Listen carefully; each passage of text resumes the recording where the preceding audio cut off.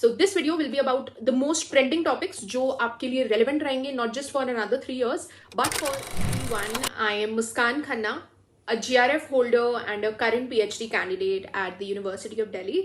I am pursuing my PhD from the Department of African Studies, University of Delhi. So my area of research is around public diplomacy, and it does talk about a pertinent international relations theory, and there is a specific timeline to this topic as well. So I have been getting a lot of comments underneath my videos about how to actually go about a topic, एक topic कैसे select करें, and how to ensure कि ये topic repetitive ना हो. So ये बहुत ज़्यादा demanded video है, and I thought कि it is high time that I help you all with those जो अभी UGC NET के लिए prepare कर रहे हैं, those who already cleared it and are trying to apply at different institutions to get into a PhD program, कि exactly topics कैसे होते हैं, कैसे choose किए जाए, and which are some of the most important topics जिन्हें आप mould कर सकते हो by adding on a specific timeline to it. So this video will be about the most trending topics जो आपके लिए relevant रहेंगे, not just for another 3 years, but for so many years that your work can actually be used for citations and it will be relevant basically. So without further ado, let's straight away dive into this video. A brief disclaimer is that this video will particularly cater to the people who are planning to apply for a PhD in international relations, political science, philosophy, history. So basically these subjects. So it is going to be multidisciplinary in nature, and PhDs are like that. I mean, I hope all of you know that you can go beyond your subject when you talk about a PhD. ज़रूरी नहीं है अगर आप political science से masters करे हैं तो you can only dive into PhD जहाँ पर political science में ही हो. You can go into history, you can go into sociology, you can go into public administration, public policy. So PhDs are generally interdisciplinary in nature, and you can go beyond your comfort zone also if you are passionate about a particular topic. So let's finally look onto all the trending topics जो in different heads हम categorize कर सकते हैं. Alright, so to begin with हम देख रहे हैं IR के कुछ important topics, and यहाँ पर हमारा focus रहेगा area based topics पे. So you do not need to pick up the exact same topics. ये एक idea देने के लिए है कि actually topics कैसे choose किए जाते हैं based on इस समय क्या चल रहा है across the globe, and how do you actually pick up an area, एक timeline and एक particular country for that matter. So जैसे पहला topic है, it is the multipolar turn, global south and the new world order, and there's a timeline to it. So multipolar turn क्यों important है? Because G20 की theme भी आई थी. So you can, मतलब I will advise कि ठीक है 2022 से 25 की जगह आप मे बी 20 से 24 ले लो, so that आपके पास ज़्यादा literature available हो. Second topic is about climate security in the Indo Pacific. अब ये बहुत कॉमन टॉपिक है. I mean if you apply at SIS Indo Pacific जो डिपार्टमेंट है at JNU, somebody will be definitely working on climate security. But आप इसको और niche कैसे बनाते हो? You pick up certain countries जो प्रॉबेबली किसी और ने चूज़ नहीं करी हो, जैसे बांग्लादेश हो गया, या आप पैसिफिक आइलैंड स्टेट्स कोई पर्टिकुलर ले सकते हो या ग्रुप ही ले सकते हो, और probably you can add like a timeline to it, या फिर you can link maybe an international agreement to it as well कि how they are performing on that. ठीक है. तीसरा आ जाता है China Africa relations post Belt and Road Initiative from infrastructure to ideology. So Belt and Road Initiative के बारे में already many people are researching कि अफ्रीका में चाइना ने जो लॉन्च किया, how is it going and all of that stuff. But now is the time हमें देखना है कि वो इम्प्लीमेंटेशन या अग्रीमेंट्स के बाद now what kind of a relationship exists between China and Africa, because we do talk about debt trap diplomacy a lot. So क्योंकि उस पर ऑलरेडी लोग काम कर रहे हैं, दिस इज़ अ वे जिससे आप अपना टॉपिक थोड़ा यूनिक बना सकते हैं. फोर्थ आ जाता है, so there are so many people working on Kashmir. यहाँ पर आपने कॉन्फ्लिक्ट मीडिएशन की थ्योरी डाल दी, so you can add on a legal angle to this. Subnational diplomacy तो अपने अलग से ही एक तरह से मतलब अ फॉर्म ऑफ डिप्लोमेसी है जो कि आप डेफिनेटली यूज़ कर सकते हैं. सो this is something that will give you an idea कि आप एक पर्टिकुलर रीजनल कॉन्फ्लिक्ट जोन भी उठा सकते हैं, एंड उसके आप थ्रू सब नेशनल डिप्लोमेसी थ्योरी देख सकते हैं, या conflict mediation, arbitration, mediation, conflict resolution, इन थ्योरीज को भी डाल सकते हैं, एक लीगल एंगल डाल सकते हैं. फिर अप्लाइंग से the legal department, the legal school, I am not recalling the exact name, but there are so many people who apply at the legal and the governance department at JNU. So that is something you can do. The last one is about cyber diplomacy and regional cyber security alliances in Southeast Asia. So Southeast Asia zaruri nahi hai, you can pick up Africa, you can maybe work around Europe also, but cyber diplomacy is something that's going on. And ये digital diplomacy से थोड़ा different होता है because इसमें थोड़ा cyber security का element आ जाता है, and we can talk about the cyber security frameworks and whatever cyber risks are there. And mind you, Africa has its own entire cyber security framework also, and I have presented a paper around this which was like a blueprint for it, how we should go about it. So since people are now much aware about digital diplomacy, so to go away from that already popular topic, you can maybe pick up cyber diplomacy. So that's how you basically work around different areas and different geographies अगर आप IR में interested हैं.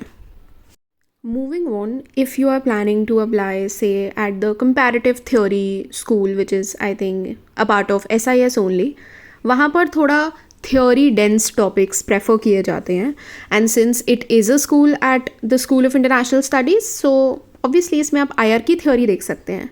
Even though I applied at an area studies department, मैंने भी एक IR theory डाली थी, so that आपका जो टॉपिक है it can actually contribute to the growth of that particular theory और डिस्कोर्स. बिकॉज एक मतलब बहुत ही फैक्चुअल टॉपिक ले लेना शायद थोड़ा लिमिटेड हो.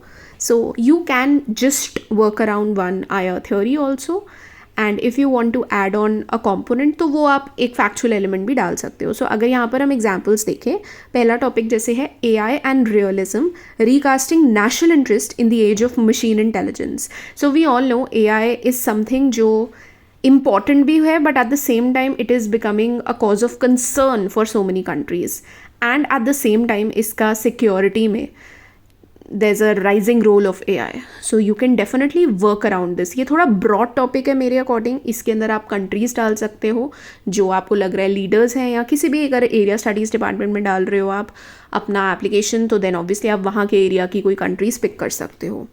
So that is how you can work around it. And realism का कॉम्पोनेंट आपने ऐड करना है इसमें. सेकेंड आ जाता है post colonial IR theory and the African Union. So यहाँ पर you're not picking up a country, but आप African Union as an institution देख रहे हैं, between sovereignty and solidarity. So Delhi University में in political science department there are many scholars who are working around post-colonial IR theory.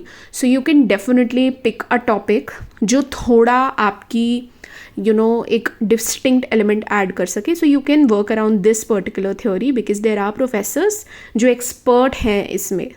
So this is a topic that you can consider. तीसरा आ जाता है feminist international relations and human security in conflict zones, rethinking protection. So अब यहाँ conflict zones की जगह आप एक particular conflict zone ही पकड़ लो, and that is how you make your PhD topic very specific.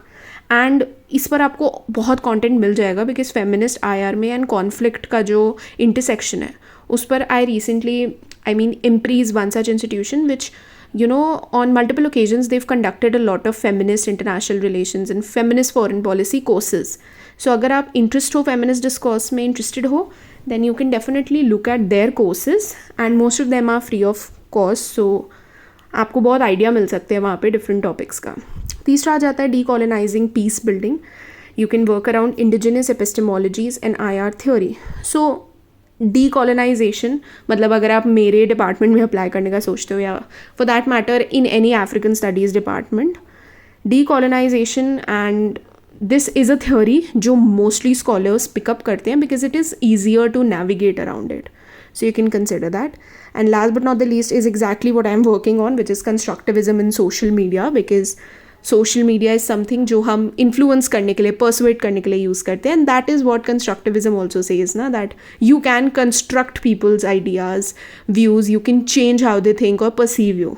So this is something that people are already working on, but you can add on an area to it. आप कोई particular instance जो हुआ हो globe, across the globe, some important से war और something like that, and how it was portrayed, उसको ले सकते हो. मीडिया कि images or the visual semiotics of all of it, मतलब you can work around this also, and that is how you bring a theory to it. Next if you are still one of those जिनके मुझे बहुत सारे DMs आते हैं कि दीदी करनी तो हमें पॉलिटिकल साइंस में ही है, वैल्यू नहीं होगी एरिया स्टडीज़ करने में, आईआर में या पब्लिक पॉलिसी में करने में. If you are still just stuck on political science कि मुझे यहीं करना है, या फिर you are actually interested only in this particular discipline, then there are certain topics जो which I feel are becoming relevant, and इनके around you can play and add your own unique take on it, starting with say digital authoritarianism and a comparative study of India, Hungary and Turkey. So there are different countries jo especially after the India Pakistan conflict we have been seeing in news, so relevant automatically हो जाती हैं ऐसी countries, and we can delve deeper into how their governments or how their digital growth is getting accompanied by growing tendencies of authoritarianism. So this is something you can work around. Moving on to political subjectivity in the gig economy, rights, precarity and the resistance. So you can probably, that's how you add on two particular domains. So यहाँ पर आप economic angle डाल रहे हैं, political angle भी डाल रहे हैं, and this is something that will help you आप डेवलपमेंट स्टडीज़ में या लेबर पर्टिकुलर स्टडीज़ का जो डिपार्टमेंट है या इकोनॉमिक्स वाला जो डिपार्टमेंट है वहाँ भी अप्लाई कर सकते हो.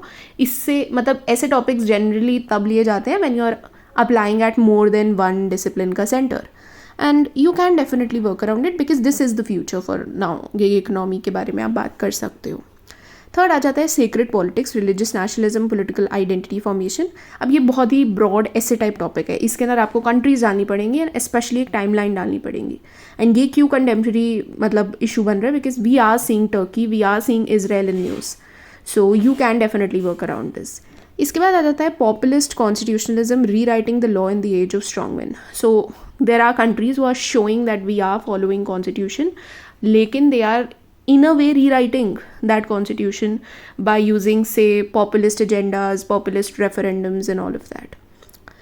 Next we talk about democracy and surveillance, extremely relevant topic, the ethics of consent in the post covid state. So covid की वजह से our country also launched an app जिसके थ्रू हमें location and how many covid cases were around us ये सब तक पता चल रहा था. So it was an extreme level of surveillance which in a way obviously was important also, but at the same time it did give away a lot of our data in the hands of government. So not just India, a lot of other countries also did that. So it is a very relevant topic and इसको थोड़ा सा play around करके you can develop a very good topic. Okay, so history is obviously highly interlinked with political science and IR, but obviously it is not my core area of research, but still there are topics that you can pick up which might work in area studies departments also and international relations department also, and history में तो obviously करेगा ही. So पहला topic is about decolonizing memory, renaming monuments in the battle of public history. So very relevant for India also, but again because decolonization का element है, you can go to not just Africa but whatever countries were decolonized and are highly intrigued by the theory of decolonization, because there are still they are still trying to eradicate those remnants of colonialism, and वो by renaming monuments भी हो सकता है, by actually bringing in their own theories like Afrocentrism and all of it. So काफ़ी interesting topics हैं, इसको आप world history के towards लेके जाके मतलब एक particular area में and timeline में you can choose something like this. Moving on to Cold War feminism, Afro-Asian women in the global women's movement. So यही है, इसको थोड़ा सा again link कर दिया Africa and Asia में, and एक particular time period ले लिया Cold War के time का. And you're also adding an IR theory to it, which is feminism. So that's there. Then 1970s oil non-alignment South-South solidarity. So people have worked around oil and थोड़ा बहुत hegemony के context में, but maybe you can add on the South-South solidarity to it and how the dynamics have changed now. एक थोड़ा सा इसको angle दे सकते हो, but I will still suggest कि थोड़ा स्पेसिफिक रखो तो बेटर ही रहेगा, बिकॉज बहुत ब्रॉड टॉपिक्स नहीं होने चाहिए.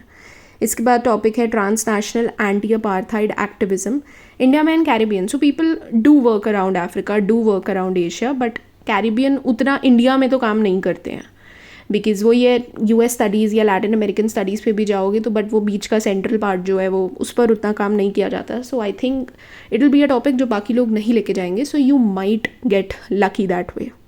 Then it is pandemics and politics, comparative histories of states' responses from 1918 to COVID-19.